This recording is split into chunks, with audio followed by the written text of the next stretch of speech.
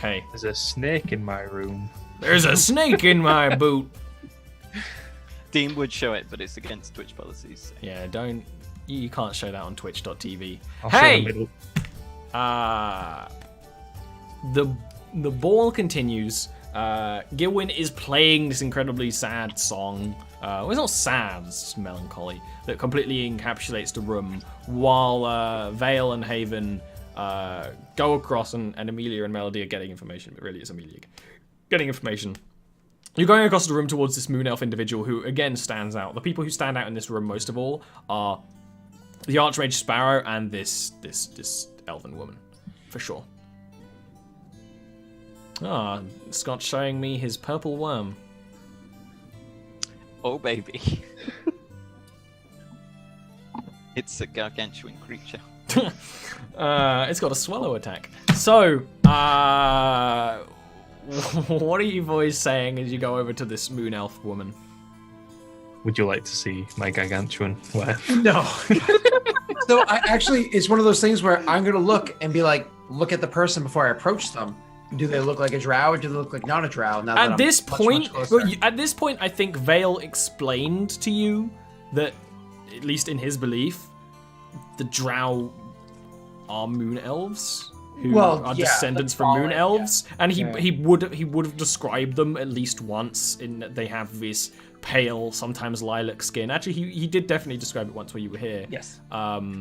And now you mention it's like, yeah, this is definitely fits more that than a drow. But there's one thing that's definitely the case is that beyond just looking elf-like, all the elves have different sort of facial features and traits. They have very similar traits to a drow. But it's clearly but it's not a drow. Okay, then but it's because they're a descendant race. I wouldn't even approach the person then. I'd just be like, never mind. You just walk up No, closer. Haven, come. I've no reason to bother another person. Because we are nearly kin. I'm a sun elf, they are a moon elf. A meeting like this is not exactly common. Those sound like the opposite of kin. Alright, let's go. But I should be watching to make sure that Gil's safe. Will only be a few moments. You can also see Gil. He's over there. You can hear Gil. Come along. It'd be quite obvious if his song suddenly stopped. He's like, It's a bit too late. You're like, yeah. And you're like, oh shit. Oh, there's a dagger in his throat. I should not have. Vale will approach with Haven. And Hail, I was not expecting to see one of your kind at this hall. So when he says that, once again, it's one of those like, look at him like, is that really how you're opening? Yeah. God. So this moon elf woman is definitely female. Like a lot of the elves you've actually met are not as elf-like as you may imagine. Yeah, they have some humanity to them. There's almost an alienness to how different this moon elf is to the people around them. Almost like all the bustling and all the sorrowful emotions. Actually, they really resonate with her. Her hair is a sort of silver-ish white that is just pinned back behind her, and she's wearing this. Is she attractive? Yeah, at least to you. I would just I'd just redact that so it's. Hail! I wasn't expecting to see one of your. And she turns. Yeah. That is false. And to answer someone in chat, no elves have like eyes with features missing. Some moon elves do eventually get to that state where their eyes sort of gloss over, but no, she just has these very pale blue eyes, or even like the pupil and all the detail is sort of pale in them.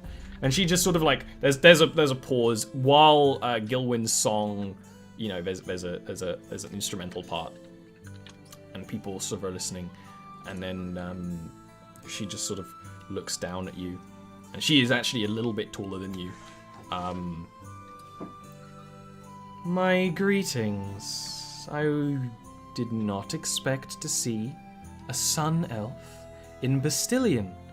By my reckoning, your kind would rather go in a grand crusade against the people of this city whenever find themselves indulging in their entertainments? Well, the musician, he's my friend, and actually, I'm more comfortable in Bilgebeck. Bilgebeck, have you heard A of sun elf friends with a human. That is something this I one. have never seen before in all my years. Oh, so you are a You are young. yes. I'm turning 100 this year, actually. You see her sort of like calculate in her head, and actually one of her hands were just clasped in front of her this whole time. She didn't have a drink or anything. One of her hands goes up and toys with these very delicate, intricate, silver-ish earrings on her ears, and she fills with them for a few moments. It's He's like, having PTSD right now. you are The the last sun elf child. Well, The runaway. Hence you make yourself at home with pirates. And there's actually like a smile twitches on her lips, and like beforehand she was almost completely emotionless. well, I'm quite surprised you've heard of me, actually. I didn't think my family nor others at the temple spoke of me. I think I'm a bit of a black sheep. Well, it is simple. The moon elves were also black sheeps for quite some time. But now that we are reintegrating with the world, we must acquire knowledge at all costs. And finding out about the last of the sun elves, the last young, fertile male, is very much a piece of interest for both of our races, even if we don't see exactly eye to eye on most matters anymore. If he dies, is that the whole race? She like looks at you. There are other sun elves, but he is the youngest. He is the last born. Huh. And I'm getting paid to protect the bard. I wasn't kidding. I can understand why the stories of our kind would be like stories and legends to someone as short-lived as yourself. Oh no, I'm just from the ground. So you have taken with pirates, and now you are defending a bard. I don't know anything about It pirates. completely turned from you to Yeah. Vale. Okay. Well, You could still reply, but like that was. Yeah. It's like That you was- you said that, and she just turned away. Well, it's I got caught, and I was in Aradia, and then I had to do something, otherwise they would have kept me in prison, and then I did it with the bard, and then there were some other people, and then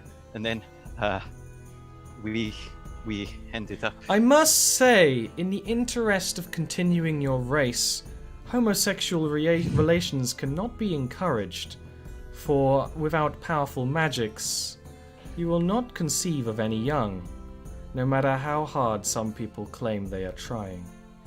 And now it's time for my second song, The Sunlight's Veil. This one goes out to my best friend in the whole wide world, Eravale. I love you, buddy. And it busts into a swinging Blushes rocker song. visibly. He goes to this darker shade of gold, and he's like, While this song plays, she actively is like a hand in front of her mouth and laughs with, enough motion that is conveying she's laughing, but it's a very gentle laugh. I've used some very powerful magic. This is sounding like an anime. It's possible. Requires tentacles, you know. Yeah, as a whole, there's a whole process. Yeah, I'll give you the that document, can Ian. It's do in it. my new Jarviskjir Player's Guide Volume 2. Oh, So when excellent. she says that whole thing happens, again, kind of dim. I'll go, no, it's okay. He's more interested in me, so. no, he downs his wine.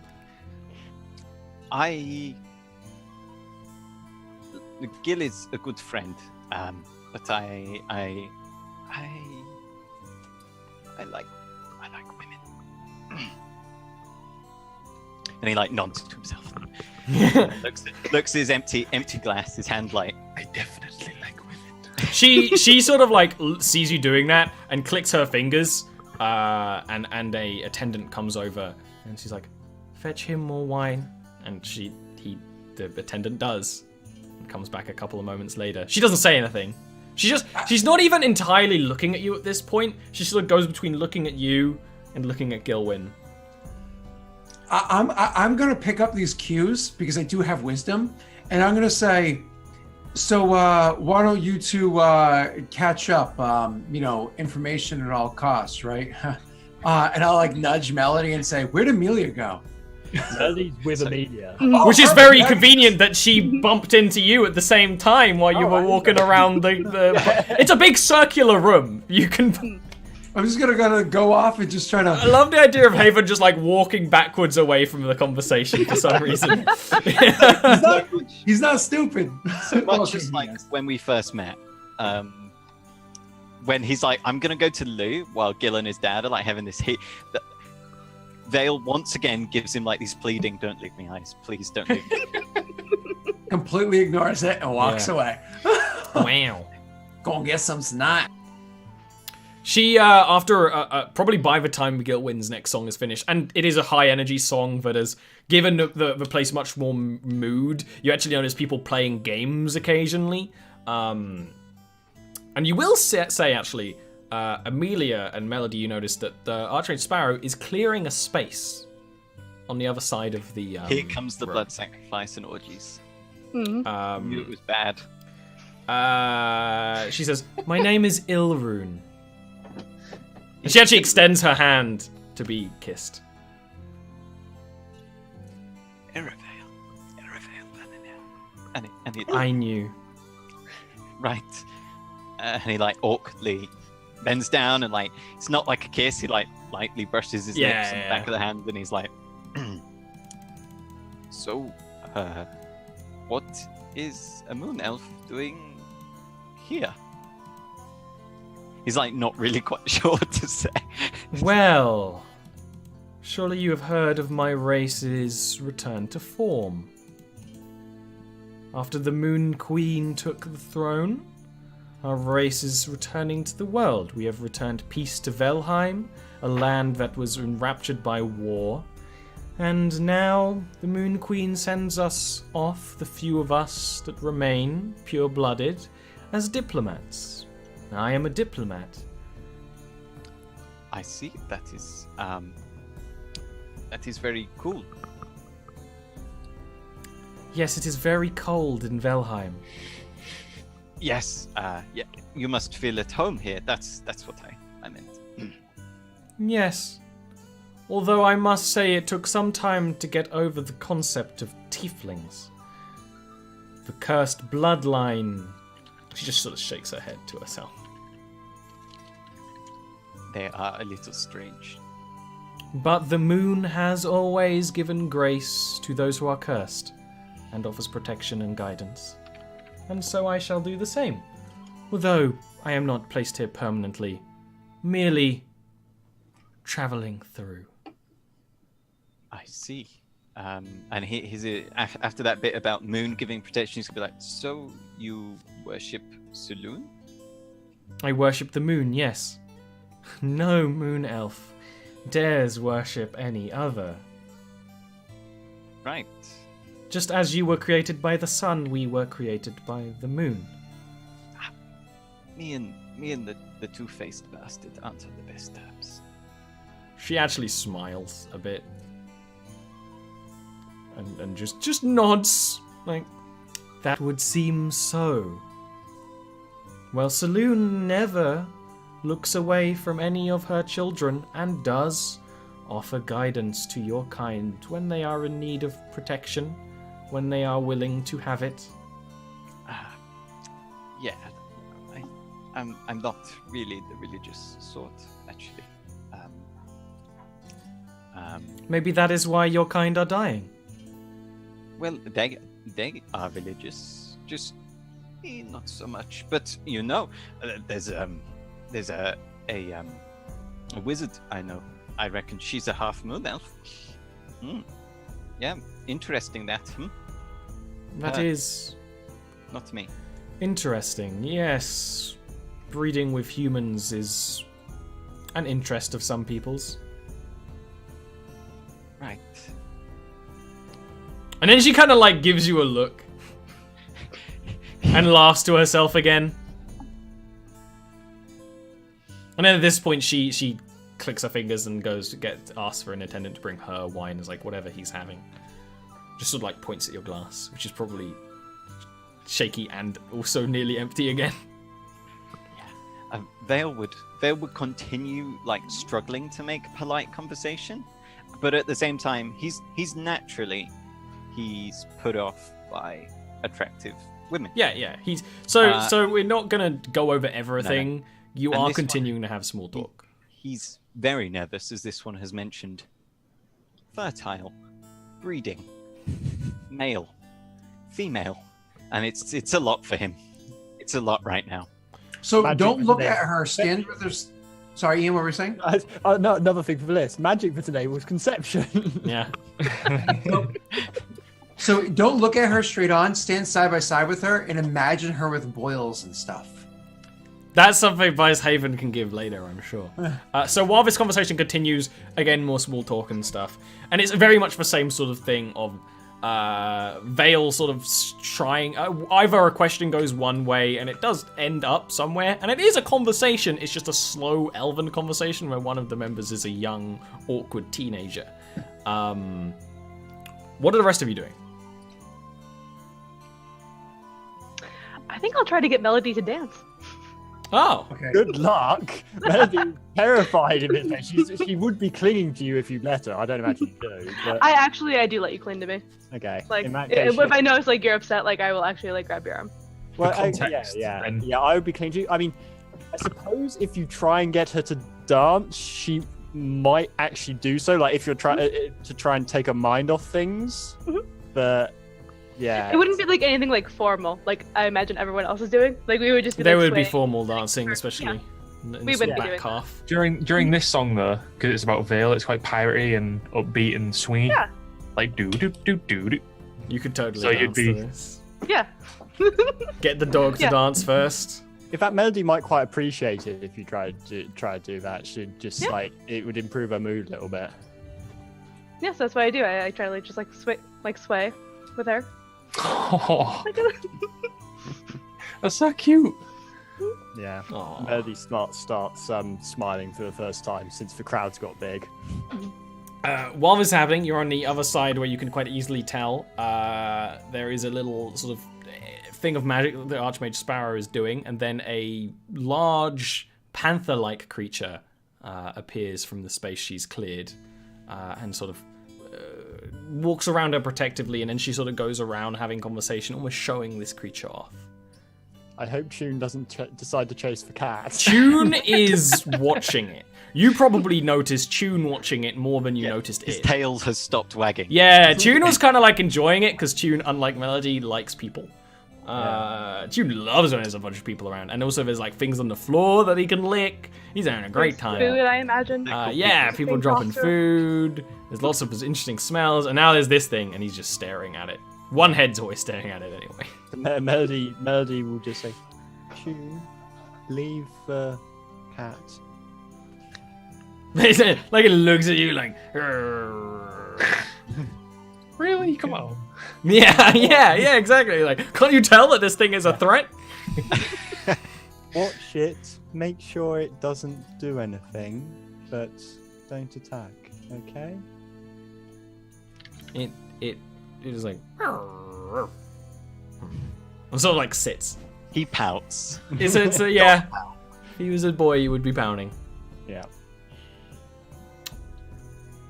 So actually, while sort of drifting around, the actually Sparrow notices Haven first of all, Rip. On your own, no protection. who is actually literally on his own, but in a ballroom filled with people while swinging music is going on. I meant no social armor. And she sort of walks up to you with this large, oversized panther-like creature that almost you find it having a hard time looking at it. It's sort of like your eyes want to look away. Skin it. Well, obviously, right? They exist in the Underdark. Would I be familiar or no? Give me a nature roll. They definitely do exist. Oh no, the computer is rebooting the one that has the. Wait, this happens so often. This one just needs to refresh. before. It's because I use so many computers. Give me 1 second. Let's get it up over here. Sorry, I'm having Mathis difficulties at the moment. What is he? Oh. What did he say it was? It's a large panther-like creature. Nature roll. Nature roll. This is a terrible check. You're not smart. I'm from the Underdark, so You've never seen one before. nope. Okay. You can tell for the very least that it's magical, but that's not a surprise. Okay. And she just sort of walked up to you and doesn't say anything immediately. It's like, I trust you have a ticket. Yep. Amelia has it. Who She didn't give it to me. She has my is- ticket. She has Vale's ticket. She has Who is Amelia? And like, she it doesn't click her fingers. She claps. And like one of the one of the like mask people goes up and she's like, find an Amelia. There's a snowy elf called Amelia who is probably here, and they just march away, going through the crowd. How's your time at the ball? Give me a persuasion check. We were stuck in front of each other. Yeah, exactly. I'm down. So, what you doing? Come here, Ogden. I love the ball.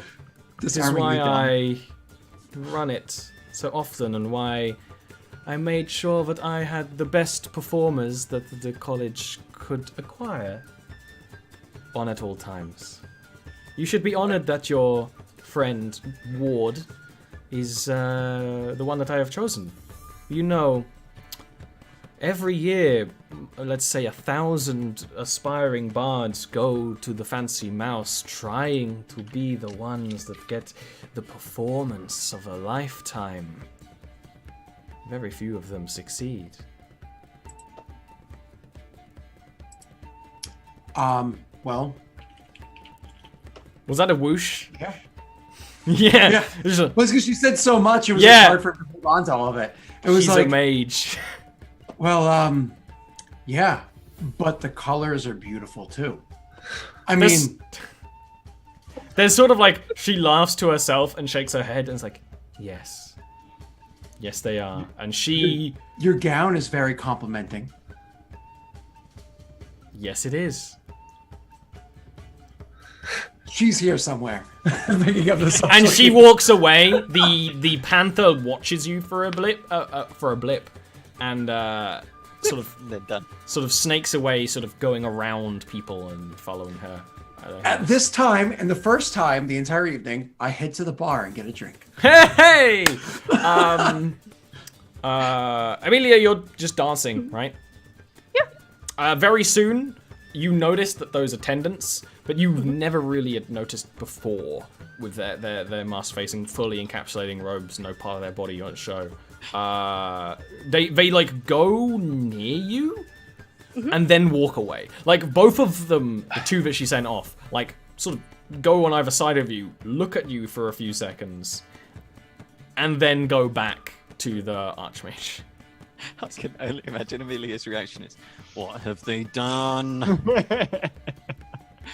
If you trace back where they go, you see Haven walking away and the Archmage walking away another way from the same point. I'll kind of like tug Melody along as we go to like meet up with Haven.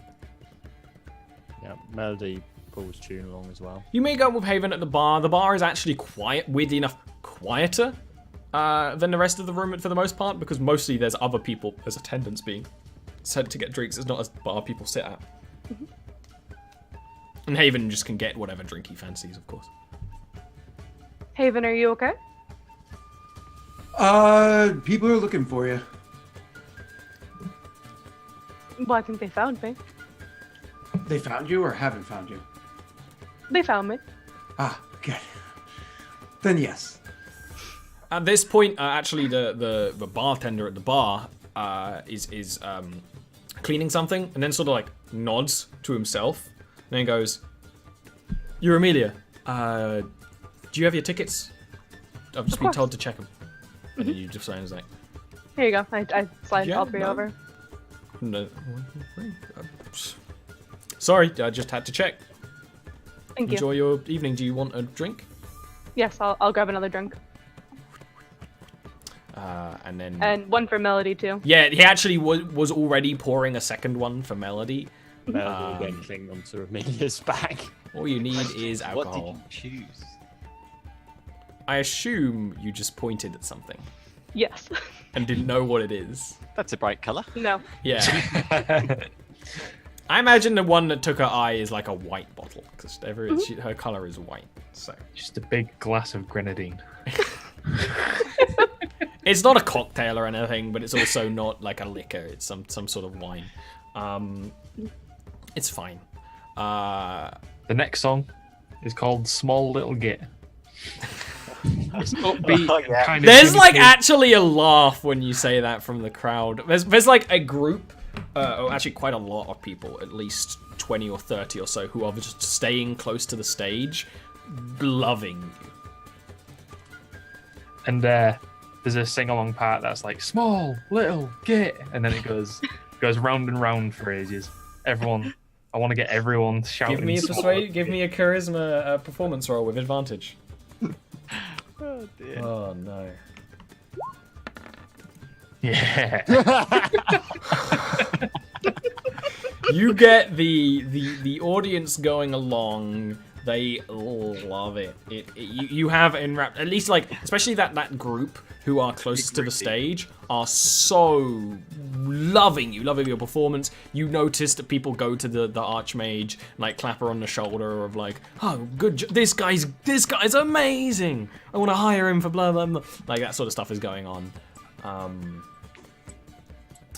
Yes. At this point, you've been at the ball for the better part of an hour.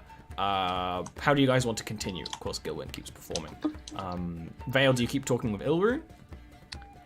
Vale is now drunk and telling some not appropriate for ball pirate stories. I'll say by the time you're telling stories, Ilrun is actually would have taken your wrist and walked to the doors to the ball where there are some seats and have sat down. Yeah, I do words good. And so you're actually a little bit away from most of the activities. Of course, there's constantly a going and throwing and people who do words good. But it is a little quieter for you to tell your drunk stories to her, and she listens and she laughs. And she's the kind of person where you tell her a story and she doesn't respond until the end, where she's like, "What about blank?" You know? Hey, it's a little loud. Do you want to go somewhere a little quieter? That was Vale's voice, by the way. Oh, is that Vale? That oh no. You guys still don't have a party name. But the rest of you, Gilwin and Co, right? I know. I usually do refer to you as Gilwin's party, or Gilwin's band, but in my mind anyway. What are the rest of you three doing? Just sort of drinking, watching? Yeah. I have that one drink, but then when the problem's resolved, I'm like, okay. And like I just kind of ease it back down. Great. I will say actually for the next hour again, not much happens. The ball is swaying and throwing with the music that Gilwin's playing, and 2 hours of playing Gilwin can do. That's definitely on the limit of things he's done before. Nothing of drama happens, you maybe Amelia is recognized by someone who asks about her, but nothing of any vague real interest. And this conversation with Ilrune continues to happen where you are basically talking at her and she asks questions back. She is not telling stories about herself or anything. And then the captain hung him from the sails. And he was like that for a week. And he died, I presume. No, actually, Minotaurs are very resilient, and we cut him down, and he went back to rowing the next day. And she would laugh at this horrible, morbid story. Pirates! Let's say Gilwin give me a charisma roll. You still have the advantage, but it's flat charisma, not performance. Enhance ability. Yeah. By now. Oh no. It lasts an hour. Yes. Oh no! Flat. Right, let me just make sure. Flat. What Good the idea though. fuck? What the fuck? Oh dear. So, Well- you are not getting tired, Gilwin, but you're starting to get like emotionally exhausted. Because you pour your emotion into every performance you do. That's actually why you're here. You're starting to sort of feel Gilwin shrink a little inside with each song. You're starting to get tired, and you're starting to. When it's shrinking. Yeah, because when you're doing a good performance, you got a big old dick. But no. You're starting to feel just mentally, emotionally exhausted, and your quality is dropping. And you guys notice that. You guys who know Gilwin, you definitely notice he starts to droop. I would So myself. I would just say, Melody, do you want to go give him some encouragement? Melody will nod and go up towards the stage. She won't actually get on. And Ollie, I know the idea originally from the party was lesser restoration. Mm-hmm. I have now this is normally for healing health, but Feed him a good berry. can I use like maybe a very diluted version of that over a long period of time to basically restore his spirits rather than his health effectively? Like same sort of principle though. Toon is just watching that panther. He's so ready. He's ready to go at any. He's got a little tappy taps. He's like, I will. Let's say give me a wisdom roll for doing that. I will allow the concept, but because it's not really that sort of thing. Yeah. You actually Gilwin, you've been healed by Melody before. You actually know what it sort of feels like to be healed by her magic. It's almost like your soul is being pulled and twisted and knitted back together. You actually get that feeling, even though you're on the stage, and you can look back and you can see Melody Staring concentrating, wording something under her mouth that isn't singing along with your song.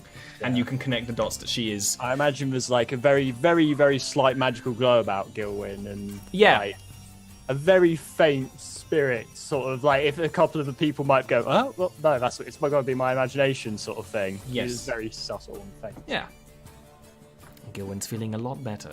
So Okay. Vale, I know Vale was like ready to up and go. Yeah, but well, I mean, I'd stand up and then come seeing back. this, I'd be like, oh, never mind. In response to that, I will start playing a song called My Favorite Melody. It's a bit on the nose. Description is enchanting, beautiful, and kind. A hint of a mischievous cheekiness in the bridge section for Raj. Oh. Thumbs up. When you sort of get up and get back down, Vale, Ilrune just sort of watches this, not standing. And at this point, she's had like one glass of wine. You've had like 6.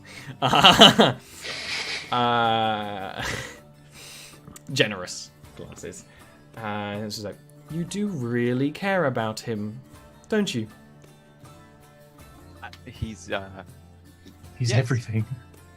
he saves He's my my life, world. actually. Some sort of foul demon. Throat. He does the actions in front of her. Anyone who's watching this probably cringes. There are occasionally people who sort of like actually go to talk to her, and then you off-put them. Yes, he healed me, actually. Saved my life, no doubt about it. Then you would say you owe him a debt.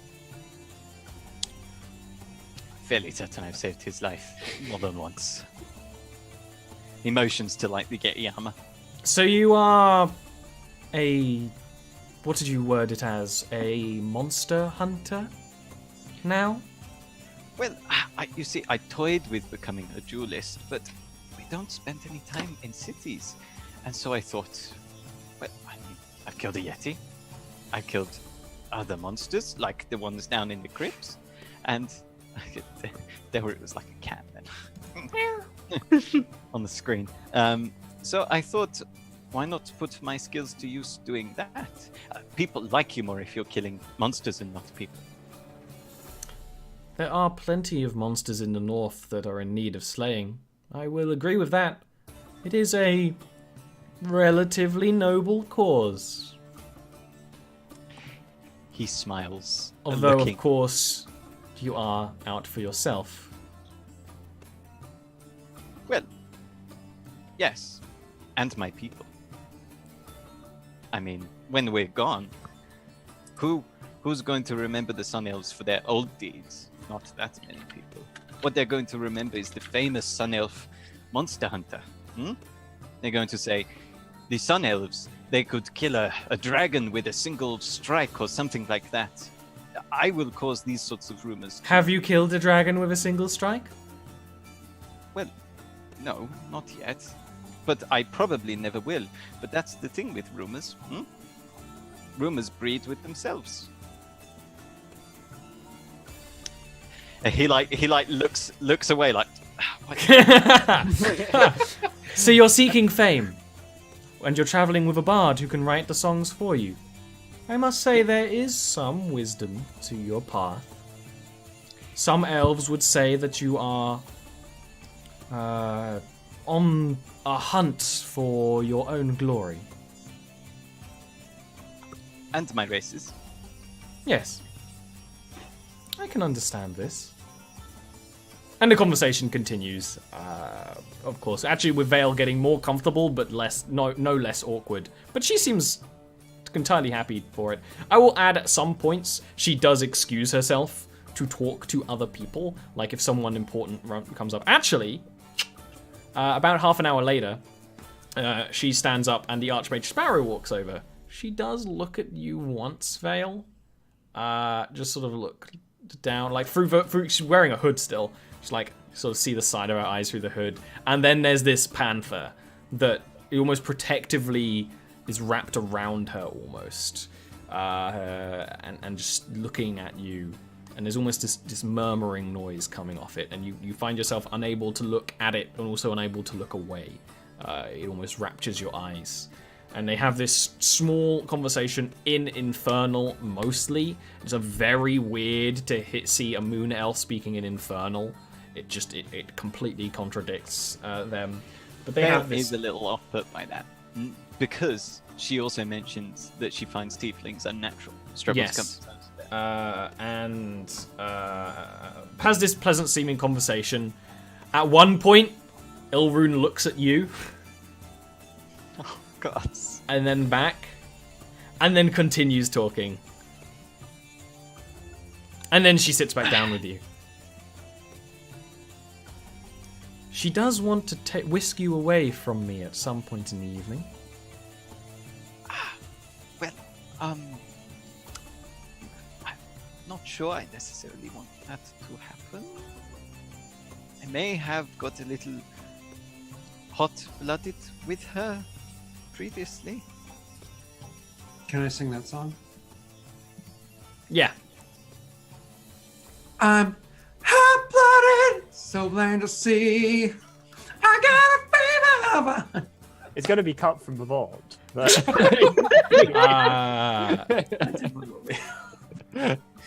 She looks at her and then back at him, and then at Gilwin, and then back to you. Like, from my point of view, all tiefling are hot-blooded. then you are lost. Oh, that was perfect. That was just brilliant. I like that a lot. I love that. That's beautiful. And then she sort of shakes her own head and is just like, ultimately, you are at a ball to integrate, and this is a brilliant time to have yourself be more well known. In fact, you might find people in need of a monster hunter here. Right. That's a good idea. Yeah, I hadn't thought of that, actually.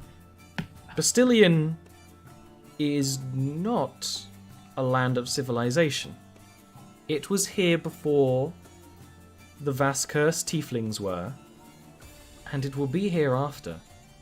Some things remained here from whatever came before them, and some things are attracted to their... And she looks to where, like, a group are doing, like, a game which involves, like, throwing daggers. Their sensibilities. Right. Ilrune, why are you helping me? You are the last Sun Elf. That's gonna insight. Yeah! Whoop.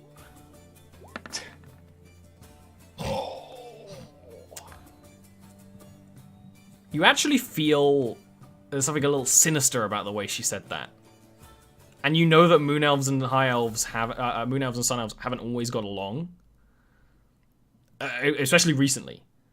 And so you do pick up on the more sinister things in that, and maybe it's one of those things where you're listening back to it in your mind, it gets worse each time and more sinister.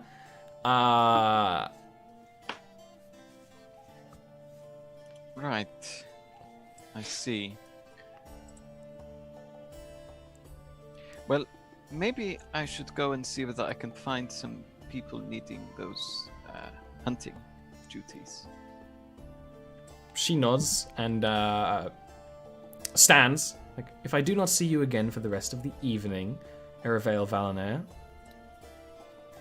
it was a pleasure to meet you, and may the moon forever guide your path.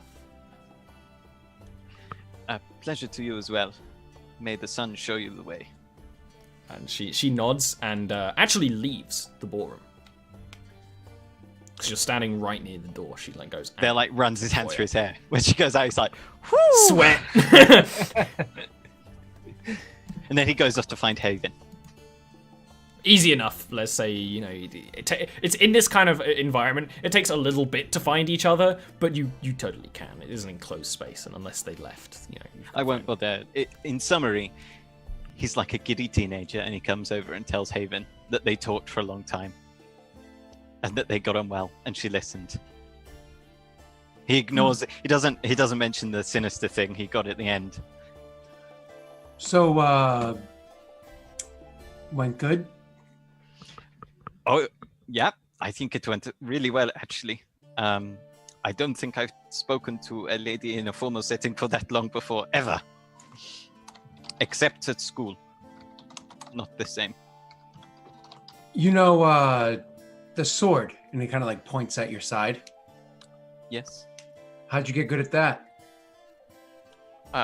Well, I was taught at the academy, and then later. Did it hurt? Well, yes. When someone hits you with a training weapon, it hurts. All right, well, consider her a training weapon. It might hurt at first, but it's good training. I think Vale 6 wines in is definitely laughing at that. In my opinion, when your character's drunk, everything that makes you laugh makes them laugh. Vale definitely laughs at that. He continues a bit of slightly boardier than usual conversation with Haven. Boardier? Yeah, a bit more boisterous. Oh, boisterous. Gotcha. I was like, He's lad talk. oh. Lads, So anyway- lads. So, Proper gonna get into But like, it, you know I what I mean? know boisterous. means. boisterous, but so Bordy is like boisterous, Cocky. That's comical, definitely sexual. Oh, hey. Definitely sexual. When Not in that when way. someone's making a supercut, make sure that's in there. Definitely sexual. And then Dean's face right now. Not Dean, Scott. You both begin with D. Dale. Oh yeah, that's the one. With like me saying definitely sexual overlaid over that. Slow mo. Several times. Yeah. Definitely sexual. And then you filter that in with all the times Scott's tried to eat something and like kind of failed on stream. I see them over there. That's like 15 times a meal. Yeah, I'm clumsy as hell. I do it too, but I don't do it on camera. Slapping milk. Well, I mute my camera as much as I can You remember. mute your camera, huh? Mike. So yeah, you have this lad talk. The rest of the party obviously sees you come back. Gilwin, actually, from up there, you totally saw the whole thing. That's literally what Gilwin does. He's like, yes, my son. Get in. Next song is Haven Ain't Craven. It's a brave, powerful song with deep low vocals, but it has a hint of sadness in the bridge. Oh. So what do? You just keep chatting? How's Amelia and Melody been? Do I understand that the song's about me? Eventually. I say your name. Okay. That doesn't help. Go ahead, Aaron. It's Sorry. just every time he says Haven in it, Haven goes, huh? What? Gil? Haven. Amelia, I want to play that knife throwing game. absolutely give me a knife throwing roll. I was trying to think of a good way to do it. It's probably that there's an illusion on the wall and they're like moving it. And it's very simple. You're just trying to throw and hit the illusion. But it's a good entertainment, and especially for nobles who are like, no, I am the best with knives. You absolutely aren't. But it's one of those sort of things where it's not like you suck. It's like everyone laughs. Yeah. The knife sort of clatters and like people enjoy it, enjoy the company. And after that, you're like sort of part of the game. I'll hand one to Haven. Like a knife. Cool. I'll take a throw Does this at song it. count as inspiration if I'm watching them? Nah, yes. For Haven. Yeah, you're singing about Haven. Okay. I'll So it's allow no it. roll. Oh, that's a cock 1d8. right here. Mm-hmm. Yeah, that's pretty good. That's pretty good, actually. You totally do hit the little thing they have flying around. Let's say it's a rabbit, and like the illusion's like into like confetti and glitter, and people are like, "Hey, good job!" And then someone's like, "Well, that's not a surprise. He looks like a strong one." It's like, hey, throwing daggers ain't nothing about strength. It's all about, wrist action. Except I use strength. You're just like, Hits it so hard with the pommel that it just.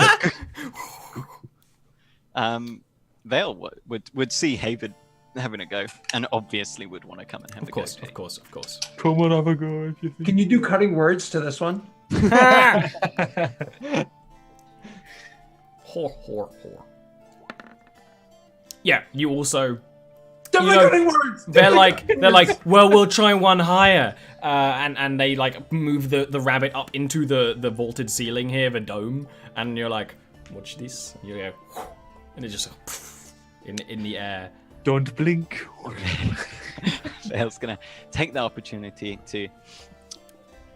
My name is Erivel Valiner, and I am a monster hunter. I can kill more than just a rabbit.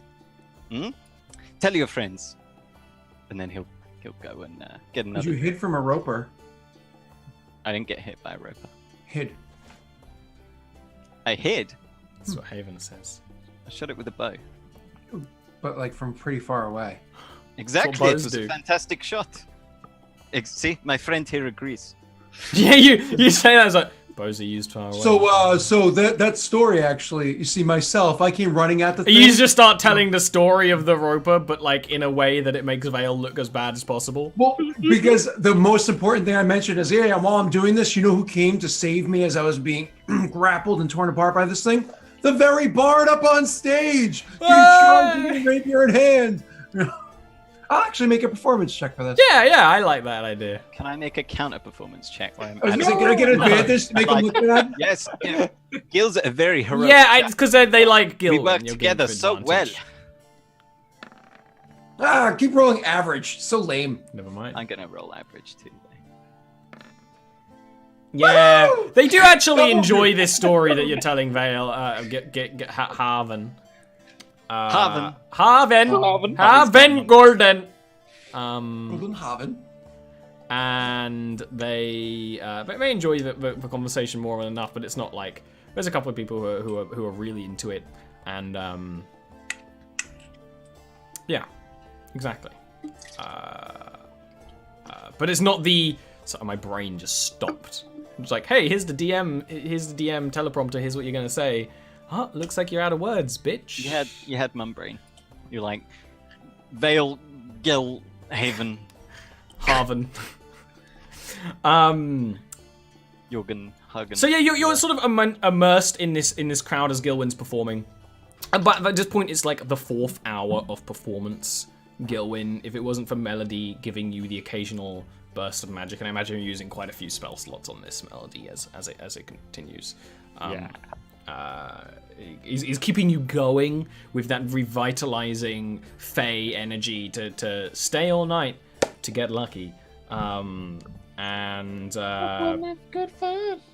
Why doesn't everyone roll me a perception check real quick?